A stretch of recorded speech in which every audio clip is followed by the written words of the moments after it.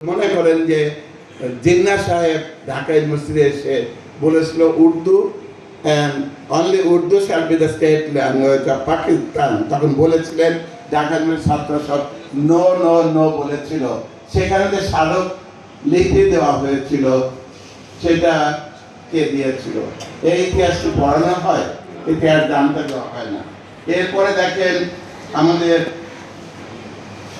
1969-এর আন্দোলনে আমাদের কি কখনো বলা হয়েছিল যে আমাদের দেশ চলবে ধর্মনিরপেক্ষতা দিয়ে, আমাদের দেশ চলবে সমাজতন্ত্র দিয়ে? এমনকি 70 সালের যে নির্বাচন, এই নির্বাচনের কোনো জায়গায় কোনো কাগজে দেখানো যাবে না যে আমাদের দেশটা এইভাবে চলবে, এই নীতির উপরে চলবে। এ কথা বলা হয়েছিল একবারের জন্য, এই কথা কিন্তু পাওয়া যায় না। যে সংবিধান নিয়ে এত কথা হচ্ছে, 72-এর সংবিধান, ওই সংবিধান তো প্রত্যেক দিনই সংসদ অধিবেশনে আমাদের সামনে দেওয়া আছে, সংবিধান দেওয়া আছে, প্রত্যেক সদস্যের সামনে টেবিলে দেওয়া আছে, ওইটা টেবিলেই আছে, ওটা আমরা প্রত্যেকদিন উল্টাপাল্টা করি। ওর ভিতরে এখনো যা লেখা আছে সেগুলোর পরিবর্তন যদি না হয় তাহলে তো আমরা বলতে পারি না যে এই ঘোষক কে, আমার স্বাধীনতার ঘোষক। ৭১-এর কথা বলি, ৭১-এ যারা রণাঙ্গনে জীবন দিয়েছিল তারা কি বৈষম্য চেয়েছিল? তারা গণতন্ত্রের জন্য তো কথা বলেছিল, মানুষের অধিকারের প্রশ্নে তো তারা জীবন দিয়েছিল। আমরা ৭১-এর পরে যে সরকার আসছিল, সেই সরকার দেশের মানুষের সকল প্রকার স্বাধীনতা, বাক স্বাধীনতা বন্ধ করে দিয়ে কিভাবে বাকশাল প্ল্যান করেছিল এটা আমরা। খন্দকার মোস্তাক যখন ক্ষমতায় আসছিলেন, খন্দকার মোস্তাককে সরিয়ে যে ঘটনা ঘটেছিল, তারপরে যে ঘটনা ঘটেছিল, সিপাহী জনতার বিপ্লব হয়েছিল। এই যে বিপ্লব এবং সংহতি দিবস বলা হয়, আমাদের যাত্রা কি ওখান থেকে শুরু? আমাদের যাত্রা তো ওখান থেকে শুরু না। তো ওই পরিবর্তন যারা করেছিল তাদেরকে বাংলাদেশে কি বলতে হবে?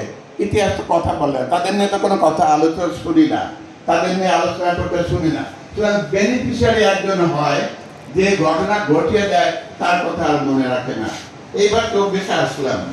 24-এ যারা ঘটনাটা ঘটানোর জন্য একেবারে 2 হাত পাখির ডানার মতো ছড়িয়ে দিয়ে বুক পেতে দিয়েছিল বুলেটের সামনে, তাদের কথা এখন ভুলিয়ে দেওয়ার জন্য নানান কথা শুনছি আমরা।